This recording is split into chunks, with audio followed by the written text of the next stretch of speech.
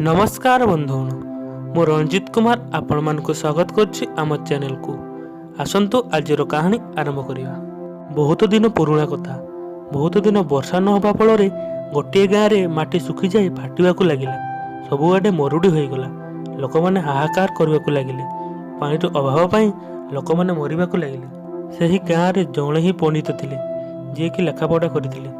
लोक मैंने एही समस्या मुक्ति हेबा पाई किछि उपाय बाहर करो बोली से पंडित को कहले।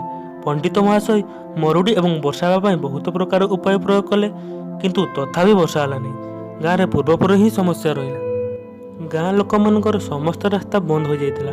समस्त बहुत दुखी हो जाइतिले एवं शेष में हाथ जोड़ी भगवान को डाकिବାକୁ लगे, हे भगवान तमे ही आम मानक ए विपद रक्षा करिपारिबो। ठीक सेतिकी बेले भगवान द्वारा पठाइथिबा दूत सेठारे प्रकट हैला एवं कहिला जे यदि आज राति रे ग्रामर समस्त व्यक्ति गोटे कूअरे एक मग लेखाया क्षीर बिना से कूଅ भितर देखि ढालिब तो काली ठारू ही आपणकर पानी समस्या दूर हो एवं वर्षा हो। यह कही से दूतटी सेठारू चलीगला। गाँ लोक मैंने यही समस्यार समाधान पाई बहुत खुशी हो गले एवं समस्ते स्थिर कले जे आज राति रे बिना से कूଅ भितर को देखि गोटे गोटे मग क्षीर समस्ते से कूअरे ढालिबे।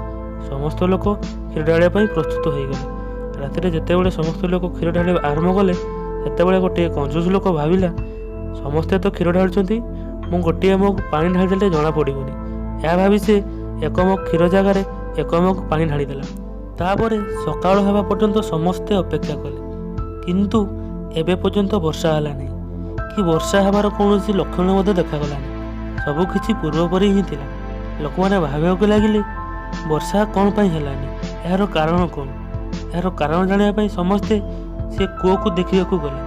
जेतेबेले समस्ते कूଅ भितर को देखिले समस्ते आश्चर्य हो गले, कारण से कूଅ भितर केवल पानी ही थिला, गोटे ठोपा मध्य क्षीर नथिला। तापरे समस्ते समस्त को देखा लगिले एवं सब बुझीगले जे कौन पाई आमर समस्या दूर हला नहीं। बंधुगण यह एइथिपाई दूर हलानी जे जो कथा से कंजूस व्यक्ति भावुला समस्त लोक तो क्षीर ढालिबे मु पानी ढालिदेले जना पड़ोनी।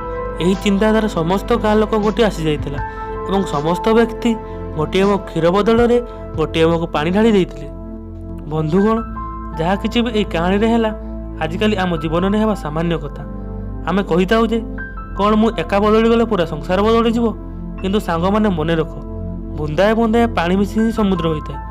यदि आमे अन्य मानकु आम कामर भार न देई निजे निज काम को कठिन परिश्रम द्वारा करिबा ताले आमे एका ही एई समाज रे परिवर्तन आनिया पई बहुत आपनकर बहुमूल्य समय देथिबारु आपनको बहुत बहुत धन्यवाद। आम चैनल को सब्सक्राइब करि नियंतु, कारण आगको मध्य मु एहिपरि वीडियो आपनको मैं आनिबी।